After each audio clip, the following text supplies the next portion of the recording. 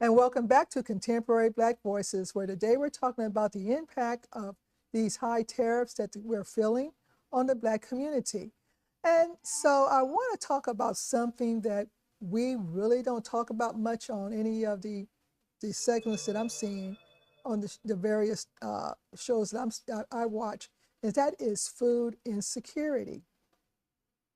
Now, I have been in my travels, I have been in Black communities to where the nearest grocery store is a good distance from that community. I was shocked when I went to Atlanta, that the nearest grocery store for the area that some of my relatives live in is a good 20 or 30 minutes, 40 minutes from their house. So if that stuff hits the fan, or we go into martial law and they have not prepped for having food in that house and they don't have access to food, we're going to see a lot of food insecurity within our community. You know, and it's a scary thing. So food insecurity, do you see it in your neighborhood, or are there enough stores around you to cover you? I mean, no, because I mean, there's where I live at. There's a HEB right here, Walmart in the middle, Sam's right there, HEB on the other side. So you know where we stay at. It's like HEB on every block. You know what I mean? And so they throw in Walmart on every other block and Costco's and Sam's. So And we're blessed. We really are I have blessed. had the pleasure of traveling in this country, and I have not seen a city that's as distributed as San Antonio is. You don't have, I mean, you do have a somewhat of a black section, but for the most part, blacks are dispersed all around. Your food places, the HEBs, And we damn near, HEB is a grocery store yeah, Henry E. Butts. But we got one almost on every corner. next to Oh, a church. next door, yeah. So you people don't have to go that far to get to one. And it's a local billionaire that has started it in our area. So they're going to make sure that they can sell in our area. If anything should happen, I think San Antonio is going to be okay. That's not to say that the other areas may not be as secure as we are. Right. Yeah, because they really do have an excellent emergency management system. When COVID hit, even though there were some delays, they were able to recover quick to get those shelves stocked. So, uh, how do you handle? And this is a question for the audience: are you preparing for food insecurity issues, or not having to experience those? So these are some things I like to recommend.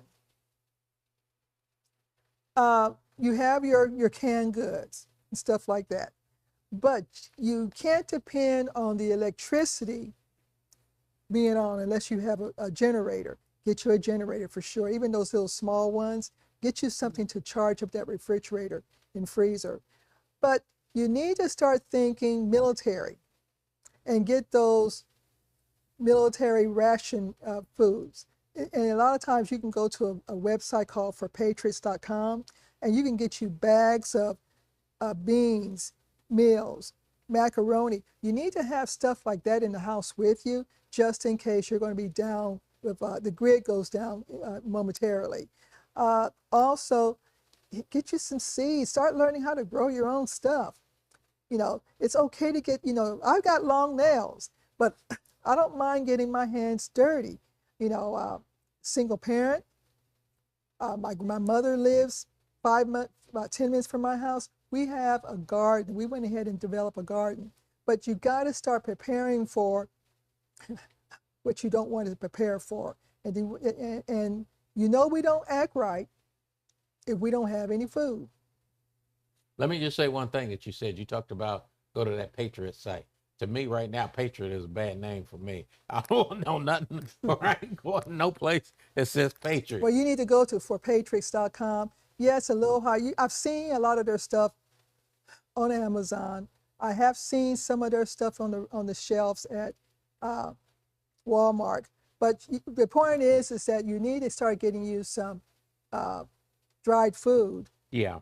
And I think there's three things for me that you should do. Number one, don't cook more than what you can eat in a couple days. Okay. Be very efficient at what it is that you fix.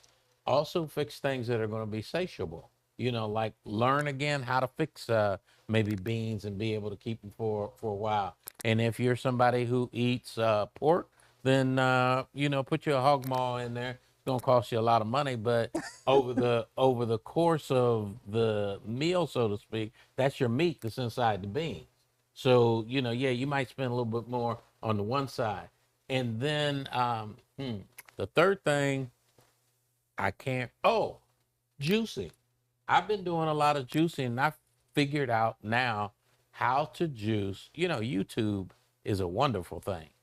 I've learned how to juice with just my blender and what they call a nut bag that you can buy on YouTube. And with that, I put the juice into the blender, make as much juice. So I still have the pulp in there. But then when I put it into the nut bag, I can then squeeze it out and keep the pulp from getting into the juice. And I've been doing that now probably for about 2 or 3 weeks, and it's been great. One day I might fix celery juice, next day I fix beet juice, different things like that. So I think that those are 3 good tips to be able to do. And the other thing you want to keep in mind is, if you don't know how to cook, the easiest thing to cook and make for a large group of people is soup. Learn how to make soup, chicken soup, bean soup, bisque. Just learn how to cook. So there's a lot to consider right now. There's a lot to do right now to get you prepared for what could happen. I would like to operate on this side of caution and just prepare. What are your closing thoughts? No, I mean, me, I as far as prepping, I'm just doing the same thing I've been doing. I have crates and crates of ammunition. It's cheaper for me to buy bullets than it is to buy food. So you just have bullets at your house? That's it. You don't have any food? Not So we ain't coming to you. No. Yeah. I don't. I mean, what I'm saying is, I'm going to I'm taking my bullets and going to who got the food. Okay. All right. Because I got 3 or 4 grills in my backyard. So what about I'll bring. You got the food. I'll bring the bullets to make sure we're straight. For me, it's just figure out what the end game is, and no one person I think has the answer. But I think that what you do is you figure out what the end game is and figure out how you're going to survive until we get to a point to where we can recoup or whatever, redo something. Well, before we go off, he mentioned something really good. Learn how to barter.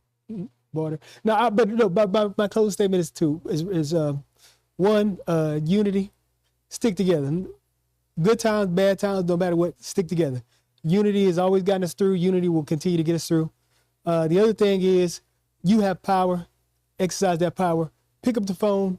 Call your not just your representative. Call all of them. All their numbers are listed. Call the Republicans. Let them know that you're not happy. They need to reassert themselves. They need to uphold the Constitution. Uphold their constitutional duty. There's a balance. There's the system of checks and balances, and they need to exercise that. Elon Musk was not elected. The other thing is, exercise your vote. It doesn't have to get this far. You know what I mean? Again, we're at the point in the history books where the kids are going to say, why didn't they do something? Make sure you do something. And with that being said, this is Contemporary Black Voices, where we tell our story our way.